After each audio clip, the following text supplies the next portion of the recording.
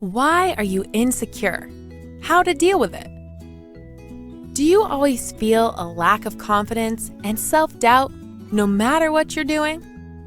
We all experience some sort of insecurities in our life. It seems like life is just so uncertain and we don't know what's next. We have this underlying fear of failure. We ask ourselves, am I good enough? Am I ever going to get in a long-lasting, healthy relationship? And then we can start hearing the inner critic that answers these questions. Now, this inner critic has always some negative responses, and it might tell you you are never going to get anywhere in life. You don't deserve it. Look at you. But where does this inner critic come from? Mostly, this voice inside of you comes from painful experiences, especially on your childhood. The relationships that you had with your parents, peers, and the environment. We get some sort of a pattern instilled in us that continues to bother us for the rest of our lives. We have internalized certain points of view, and now they seem to have power over us. The inner critic can influence your actions and every area of your life. It affects your relationships. Especially when we are in a relationship, we can feel the insecurities arising and becoming more intensive than ever before. That's because relationships can stir them up and bring them to the surface.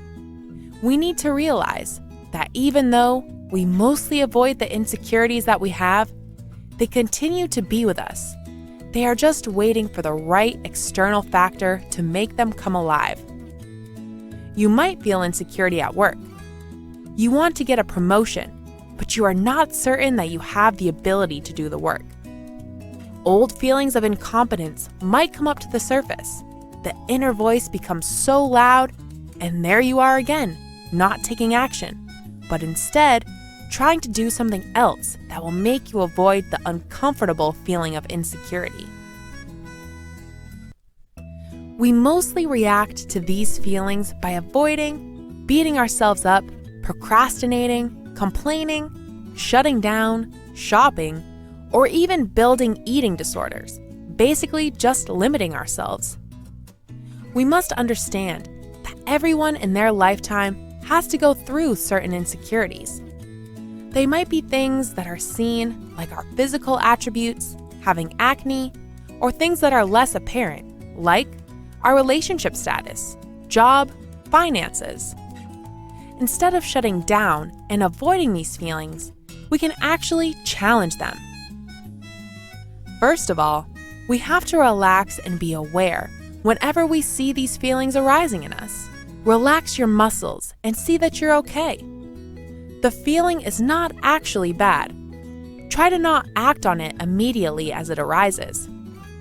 When you relax into it and just let it flow through you, you can then start noticing, where do these feelings come from? Are they related to a certain person or time and experience that you had?